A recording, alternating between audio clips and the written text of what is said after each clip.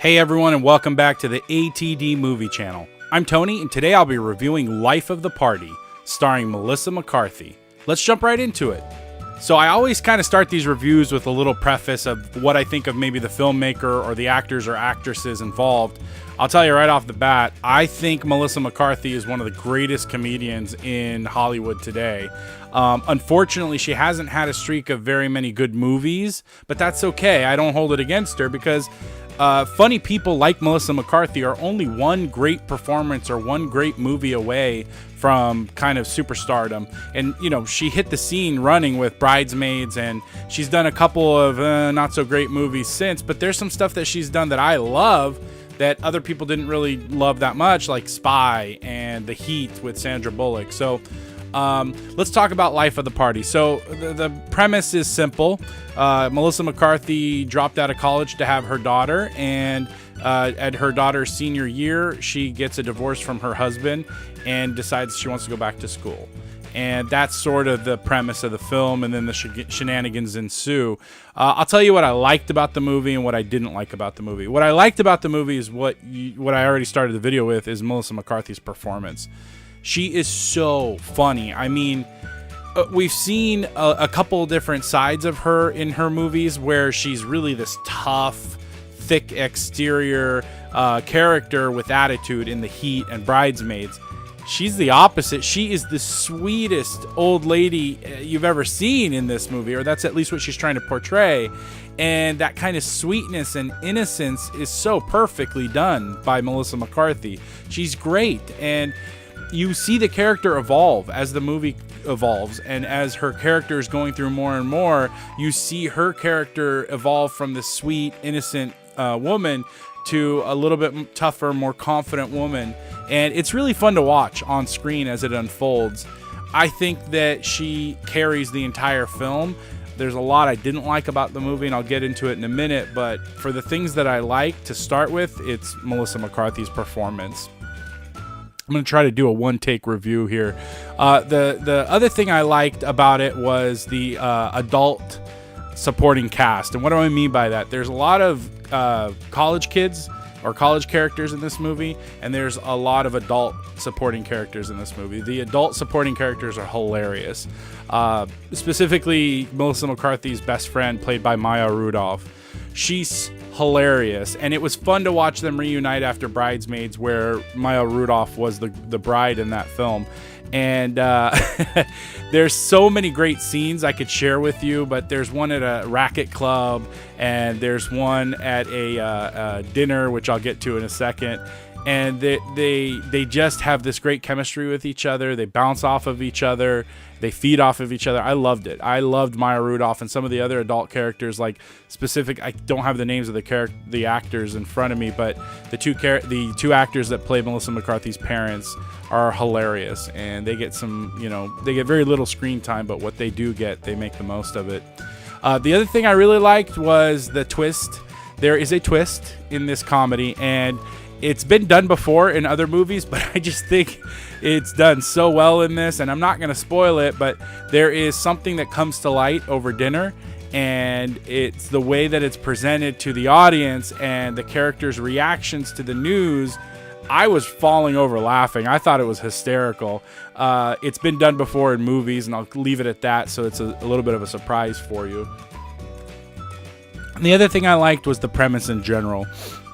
We've seen stuff like this movie with Old School, but this was kind of a cool experience to go back to college. And it was funny, during the movie, my wife turned to me and goes, "Oh, I miss college so much."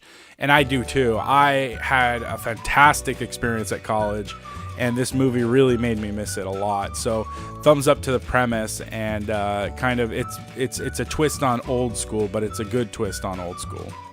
So I'm going to jump into what I didn't like, because again, I'll tell you, I love Melissa McCarthy, but this is not a very good movie. One of the things I didn't like is there's nothing at stake. If the character finishes college, great. If she doesn't finish college, it didn't feel like there was really much at stake. It never felt like this was about a woman accomplishing something or realizing her dreams. It really just felt like a party movie. And the marketing shows you that. And now that I've seen the movie, I can speak intelligently on it. It's a party movie. It really doesn't empower women to go finish or talk to women or speak to women that dropped out to have kids.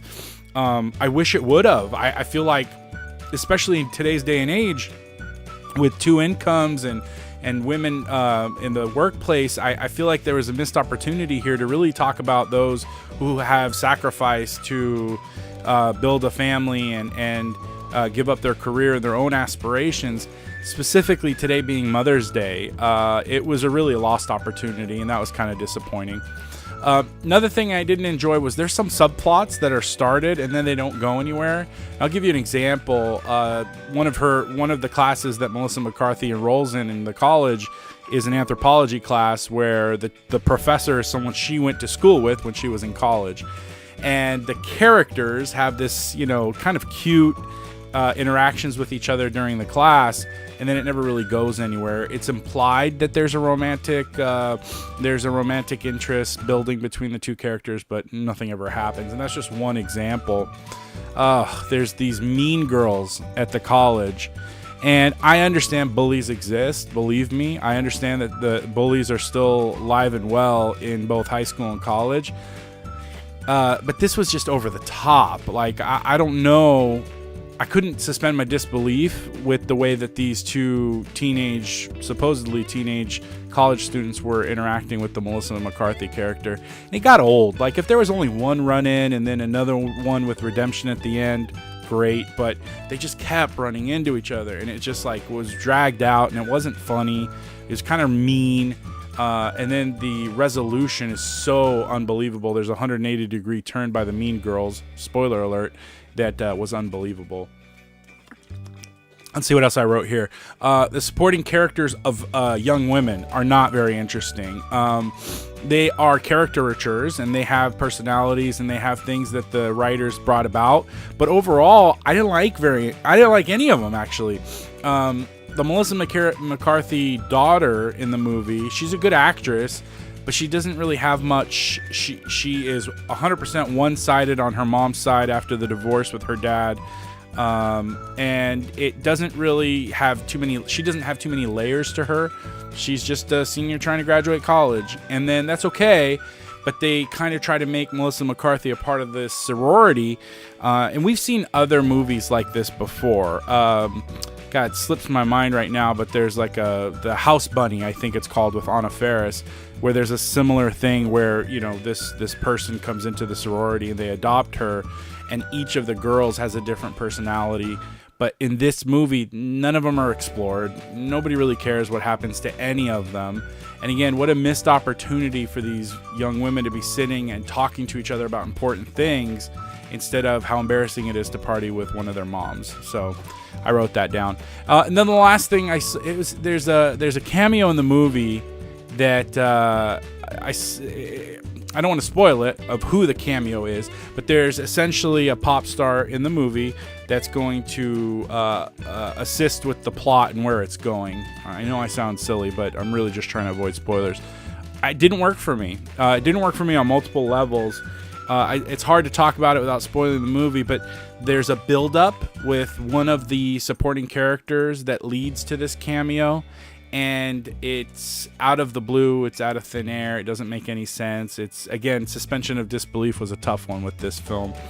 I'm gonna end it there with my dislikes. There's a couple of other little nitpicks, but really what I'm trying to say is that Melissa McCarthy gives a great performance. I think she is so incredibly talented. I just don't think this is a very good movie. I look for three things in a movie, and that is story, character, and spectacle. The story is not very good. The characters are not that interesting, and the spectacle is usually what I'm talking about is, special effects or editing and music or score. And none of those things stood out to me, and it's unfortunate because I'm a big fan. If you can't tell already. So, what about you? Have you seen Life of the Party, and do you love Melissa McCarthy as much as I do? Let me know in the comments below. If you enjoyed the video, give me a thumbs up, and don't forget to subscribe to the channel to be notified of content uploaded regularly. You can find other movie reviews on the channel as well. Thanks for watching my review for Life of the Party. I'll talk to you soon.